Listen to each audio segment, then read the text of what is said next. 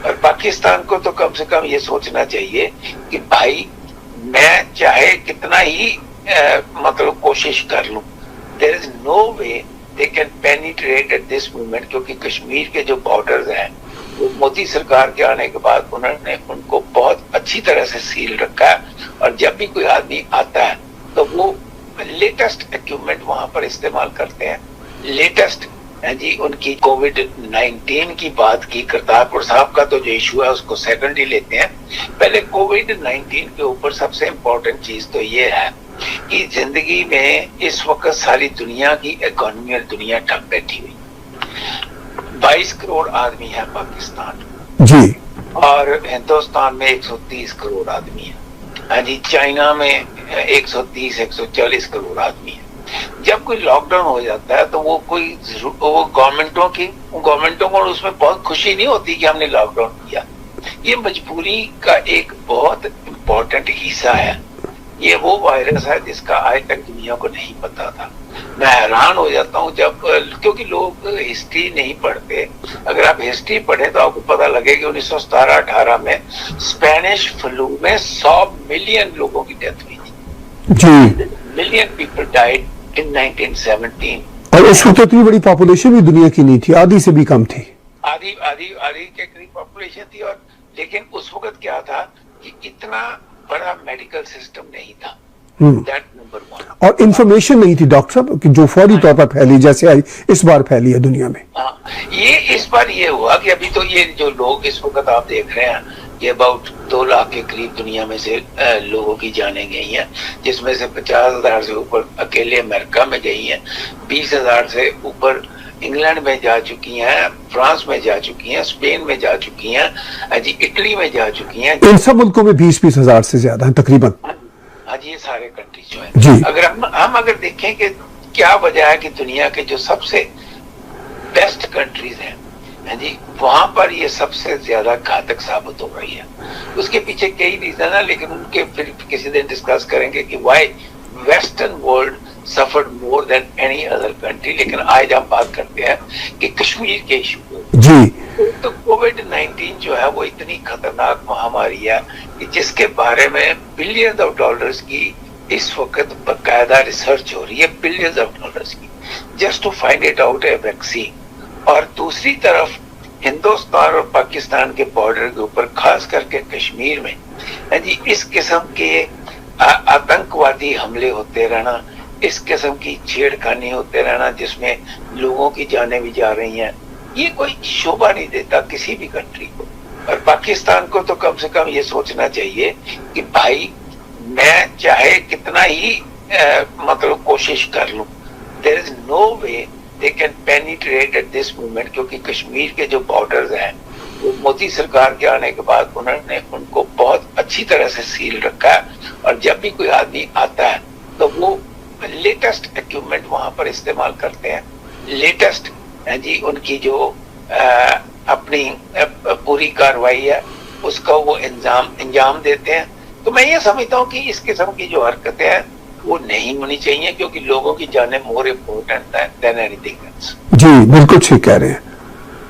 तो दूसरा मेरा ये भी कहना है ताहिर साहब कि देखिए इस वक्त तो एक तरफ तो आप माफी मांग रहे हो कि जी जो डेली वेजर्स हैं उनसे मैं माफी मांगता हूँ कि मुझे ये लॉकडाउन करना पड़ा।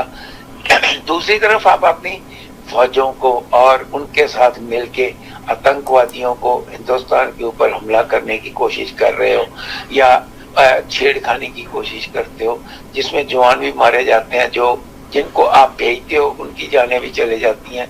तो इस किस्म का इस वक्त जो कम से कम इस किस्म का काम तो इस वक्त ह्यूमैनिटी के बहुत अगेंस्ट है, ये नहीं होना चाहिए, इसको टोटल बंद होना चाहिए। और आप ये समझते हो कि आपने इमरान खान साहब का नाम लिया, इमरान खान साहब तो वहां पर एक कठपुतली है एक एस्टेब्लिशमेंट की। इसके ऊपर मैं चाहूंगा कि आप थोड़ा सा तबसरा करें कि वो तो कठपुतली है, वो तो जैसे ऊपर से हुक्म होता है उस तरीके के वो बयान दे देते हैं और उस तरीके से ही उनको फॉलो करना पड़ता है। ये सारे का सारा जो कुछ काम हो रहा है ये इसके पीछे बहुत बड़ी साजिश है, जिसमें اسٹیبلشمنٹ جو ہے، اور میں کہوں گا مجھے کہتے کوئی شرم نہیں کہ جو آرمی اسٹیبلشمنٹ ہے ان کا بہت بڑا ہاتھ ہے اس قسم کی چھیڑخانی کرنے۔ ڈاکٹر صاحب آپ نے مجھے کہا کہ تھوڑی سی میں کمنٹری کروں عمران خان کے کٹ پتلی ہونے پر.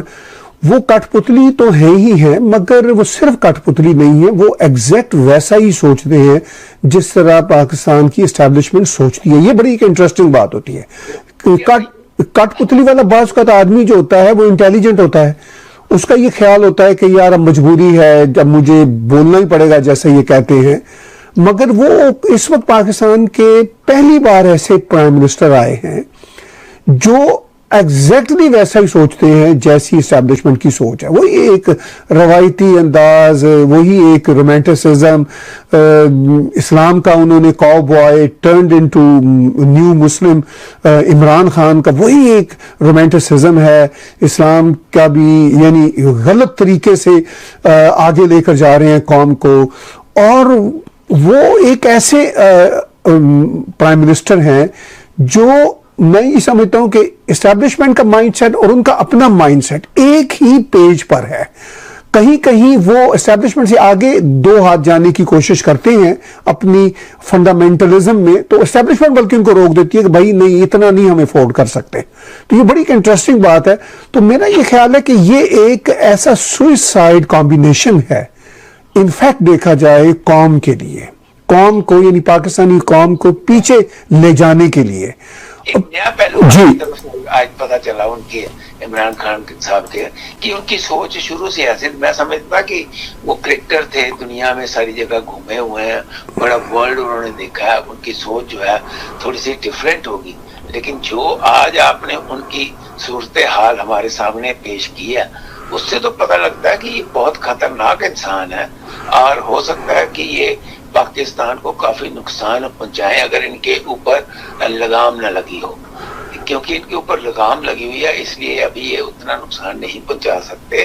لیکن بیان بازی میں تو وہ اپنا پورا حساب کتاب پورا کر لیتے ہیں کہ میں نے ایسے کہنا ہے، ایسے کرنا ہے. اس میں ان کو کوئی ہچکچاہٹ نہیں ہے. جی بالکل ٹھیک کہہ رہے ہیں. ہاں، لیکن ایٹ دی سیم ٹائم اگر ہم سوچیں کہ ایک طرف تو کووڈ-19 کی بات ہو رہی ہے، وہ معافی مانگ رہے ہیں.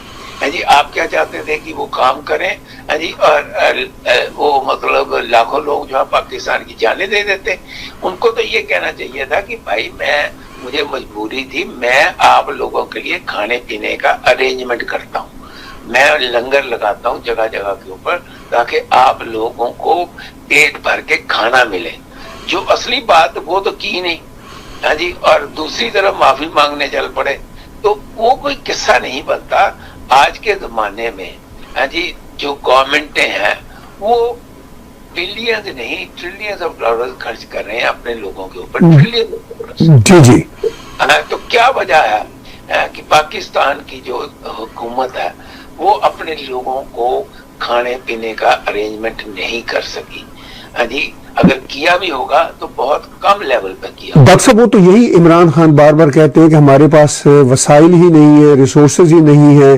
ہم نے تو $8 ارب کا پیکج پتہ نہیں کس طرح دیا ہے. اب مجھے یہ خطرہ ہے کہ وہاں پہ $8 ارب غریبوں کو، عوام کو کیا ملنے ہیں، اس کا شاید 60 to 80% تو حکومت کے ہی لوگ خاک ہو جائیں گے جیسا کہ ہوتا ہے. آپ کے سامنے یہ کرتارپور کا معاملہ میں بھی ہے کہ اب میں اس پر کو بھی بیچ میں لاتا ہوں کہ کووڈ-19 کے دنوں میں ایک آندھی آئی پچھلے ہفتے، بارش ہوئی اور وہ مینارے گر گئے اور اس پر دعویٰ تھا کہ اتنے ارب پاکستانی روپے لگے ہیں اور $20 انٹری ہوئی ہے بھارت سے جو آتا ہے یاتری کے لیے. ڈاکٹر صاحب $20 بڑی رقم ہے وہاں پہ انڈیا پاکستان میں.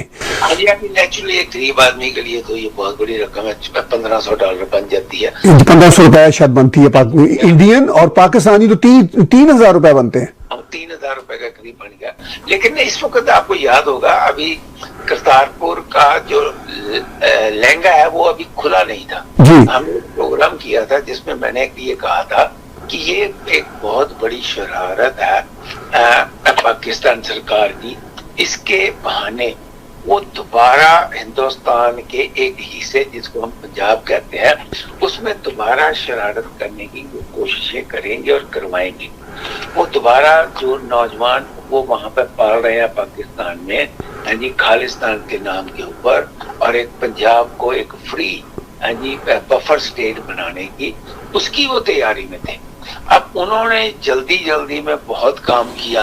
अब आपको पता है कि करप्शन तो चलिए हिंदुस्तान में भी बहुत है, खास करके कंस्ट्रक्शन में, क्योंकि कंस्ट्रक्शन जो है वो एक ऐसी चीज है जिसमें एक बकायदा परसेंटेज सीमेंट की, परसेंटेज रेत की, परसेंटेज और चीजों की डाल के बनाया जाता है जी। अगर वो जो ठेकेदार हैं, जो इनके ही ठेकेदार होते हैं, जी जी, बाहर से नहीं आते ठेकेदार,